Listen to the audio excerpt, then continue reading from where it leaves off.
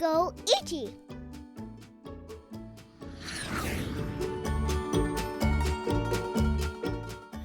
Crazy art done on this crazy skull. What I want to discuss on this little art demo, or should I say this little commentary, is working simply. I've discovered that there are two types of artists. There are ones who really love to work super detailed, and ones who like to work graphically. And for me personally, I'm kind of caught between both regions. And hopefully in a good way. I think I found sort of some peace and some solace in being able to kind of render things that are really super detailed, and to also kind of boil things down to their simplest forms, which I have done here with this little skull. And of course I'm working in Procreate, so you can see we've got some layering going on here. Ultimately, whenever I work in something simple like this, a really graphic image, it's generally never more than, say, 2 or 3 layers. Sometimes a 4th or a 5th, maybe for some highlighting or some effects, or perhaps I'll throw some extra love to the background. So I'll give it some effects or some texture or something. I'll throw that underneath. But as you can see here, it's really just this particular graphic piece is just about drawing shapes as cleanly as possible and filling them with, in this case, black, and utilizing the app Procreate to kind of to keep things basically smooth and simple. And that's where working digitally comes into play. You know, if you're someone who's not accustomed to drawing in Procreate or Photoshop or any one of these digital apps, the tendency is to kind of look at the application as the magic bullet. Like the application itself will solve all the rendering challenges that come up. You know, like how do you create perfect curves and circles, or for instance, how do you instantaneously erase a line that's kind of erroneous, this bad line you put down and this shaky line, or for example right here where I'm trying to capture that nice sharp point to the edge of that cheekbone on that skull, or here where I expand I'm expanding the edges of where the teeth are, the sort of graphic treatment of the teeth on the skull. The app's not doing that. It's actually it's responding to my to my Apple Pencil being applied to the screen. So there is still some skill that you have to develop in order to work digitally. So if you go into it thinking, oh, I've got the app, so it's going to do all the work and everything's going to look as professional as some of the images that I see online, just know, in a good way, that means there's some work that needs to be done to achieve that. So if there are two different types of artists in general, the ones who work in fine detail and the ones who kind of work in bold graphic shapes, I think that both should be embraced and both should be cherished. And so again, if you are going to work simply and you're going to work in a digital application as I have here with this Procreate, the key elements, like all, are shape and form. And that's really why that's why I left in, if you notice, I left in all the little construction lines on the layer underneath. That's what's allowed me to kind of ink and make the decisions that it takes to make this hopefully work in the end. And so it's really just a series of basic shapes. I've said this in some of my previous videos, so go on back and check out the more detailed videos on the actual use of the application and all the different brushes and the different layering and the different techniques that go into it. But the bottom line, in the end, it's all about like the form and everything that you capture using basic shapes. There's really not much more to it than that. And in this, again, this is just a simple image. You could probably count in less than 30 or 40 strokes this entire image.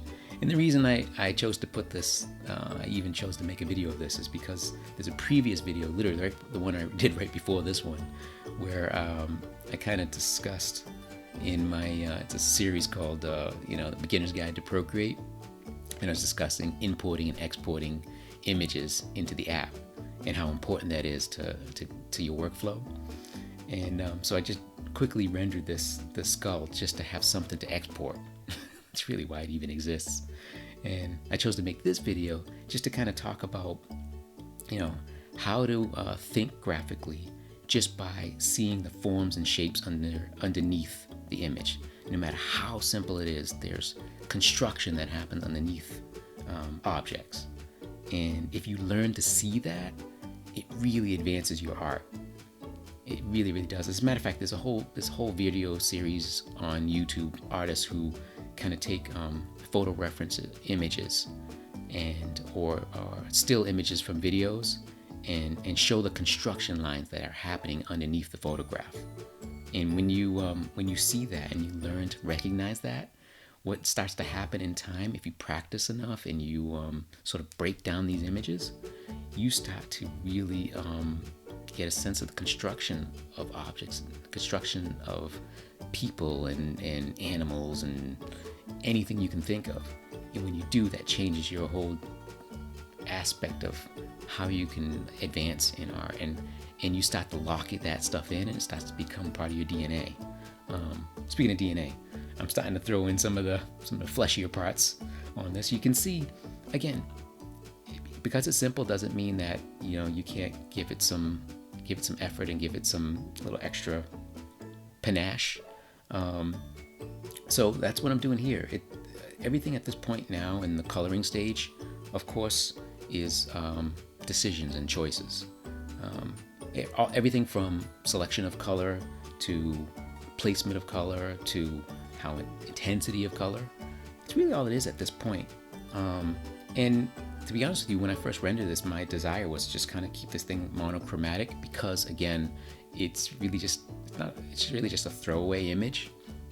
By that I mean it's I'm not gonna trash it, but by that I mean it wasn't intended for any specific client or anything other than just as a demonstration piece.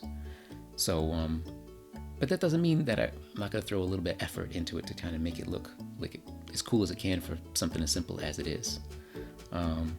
So as you can see here, it's just layers. All it is in Procreate, and as it is in pretty much any digital app, it's layering and color selection. And if you notice here, all I'm doing is just filling in the gaps and spaces in between black areas. And then at a certain point, I kind of realized, wait a minute, if I fill in every single shape. Oh, by the way, I'm using the reference layer. My line art, that black line art, there's a setting that you can basically turn it into a reference layer, and then you put a layer underneath it to apply color into, and it essentially uses that black line art as a guide. It's almost like a magical magnetic coloring book where you can just literally just apply color into the open spaces on the black line art. And so the realization that I had made with the line art is that if I filled in all the color, right, including the line, because you can actually literally drop color onto the line on the layer underneath the reference layer, it fills it in. It basically turned the line art into this sort of, I guess you would call it sort of a purpley color, as you can kind of see here on screen.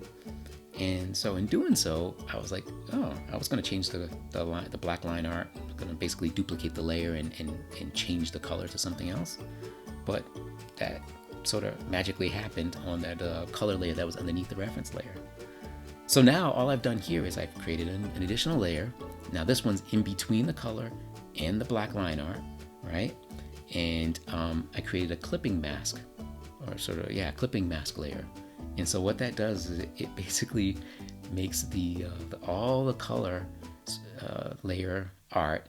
It doesn't allow any additional shading, which I'm doing here, to go beyond the border, beyond the boundaries of that color, those color shapes, that sort of pinkish color that represents the skull and the white of the eyeballs and all that other stuff. This shading will not go past it, as you can see. So as I fill it in, it doesn't go into the open areas of the canvas. Pretty simple, right? So in effect, when I click back on the layers, you'll notice there are probably 4 layers, perhaps, maybe 3 or 4 layers total, and I may add a 4th or 5th to make highlights, which you will see very shortly. But as I kind of zoom around doing the shading for these things is really just all about having a sense of where light sources are, meaning light that projects onto an object to create highlight and shadow. So if you have even a modicum of a sense of where light and how light interplays with objects and how it bounces off of objects and how it becomes more intense and diminishes the further away you are from the light source and the closer you are to it. Once you have a sense of that, you can almost kind of fake depth, and I don't want to say fake, but you can create depth, and you can create highlight. And I think just with that little subtle shadow that's applied along that right side of this little skull character, this little crazy skull guy, you can see it sort of mimics anyways actual depth. And now by adding this little highlight, and notice too how I kind of overdrawn the highlight. See how it kind of dips into that little cavern that would be his eye socket. Because it's on its own layer, it doesn't really matter. I'm gonna go back in and erase that at some point.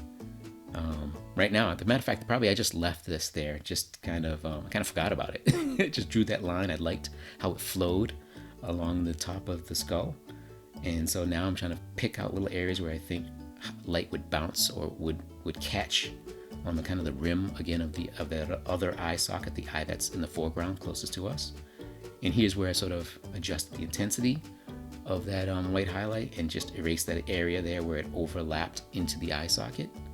And right now I'm just kind of moving around and figuring out other areas I want to apply the little highlights. And so I just changed the brush size. I just sort of did less intense, less thick highlights in certain areas and more thick, intense brush strokes, white brush strokes to represent the highlights in others. I think that's the easiest way to kind of show depth, because let's face it, if light's catching off of an object, it would be more intense and sharper and clearer, closer to the light source, which obviously in this case I think would be along the right side of the piece. And hopefully you're not getting vertigo with me shifting and moving this this image upside down and around. To me, I found it's the only way to really get clean, precise brush strokes by moving the canvas around. Not your hand, not your wrist, not the... You've got to sort of bend the canvas and shift the canvas around to find that angle that makes it the most comfortable to have the cleanest curves and the straightest lines. You just move the canvas around. It's very, very easy to do in Procreate or Photoshop or any other drawing app. So that's usually what I do. I just kind of shift the canvas around to get the image there. And this right here is another important feature to rendering when you do render in the digital realm, is be able to select certain parts of the piece and manipulate just individual sections of the piece. And this is me sort of trying to decide, do I really want to play around with the eyeballs? Do I want to play around with the eyeball color? I think I probably wanted to make them brighter or something. And I decided, that's not really going to work. Another beautiful aspect of working digitally, and again, feel free to check out some of my little beginner guide to Procreate if this seems like it's going by really fast and there's a lot I'm throwing at you. Another great aspect of working digitally is the ability to kind of grab all those layers all at once. You can kind of grab them all at once and move not just the items on that individual layer, but you can move everything as a group, which is a really, really nice feature. Another thing that happened here is I created an additional layer underneath everything, as I mentioned in the earlier part of the video, just to add a little extra flavor, a little extra textural love to the background underneath all the color art. And that's all I'm doing. And that really, that's just a style choice. It's just I thought, because I created that sort of white outline that surrounds everything, I thought it might be kind of cool to have this sort of like not as clean, not as sharp vector looking shadow that I have on here, this clean sort of like almost like cell style animation. I want to have this sort of irregular, hand rendered sort of pastel-y looking, pastel-y sounds like something you need, pastel, sort of shading on the background. And then I'm just literally an additional great feature to working digitally is the ability to just kind of go in, and I'm using the brightness and contrast slider here. It's right there under your magical selection, magical ability to select the overall color of that shape, that skull shape. And I chose to give it sort of a bluer cast, or more purple cast. And I thought that would allow it to pop a little better off of that pinkish background, or that mauve background in color. Hopefully you guys see all that. But anyway, so that's this little crazy skull guy. That's the demo. Again, I've got a zillion other Procreate centric, detailed how-to render in Procreate videos if you want to go back and check them out. But for now, hope you guys enjoy this. Hope you guys do choose to subscribe if you've stumbled across this, and do also click the little bell icon. That'll allow you to kind of get notifications when I post new videos. And please follow me on Instagram as well. I'm constantly posting new stuff there, and I think it's kind of fun. And also throw your own little crazy skull up. DM me your piece, or go to my Facebook group, and also Sketchy Ichie on Facebook, and post some of your crazy skulls. Maybe I'll show them on here and we'll talk about it. So anyways, that is little crazy skull art, graphic art, done on Sketchy Ichie. So, live your moment. Happy sketching, y'all. Follow me on the old Facebook, Twitter, and Instagram. Peace.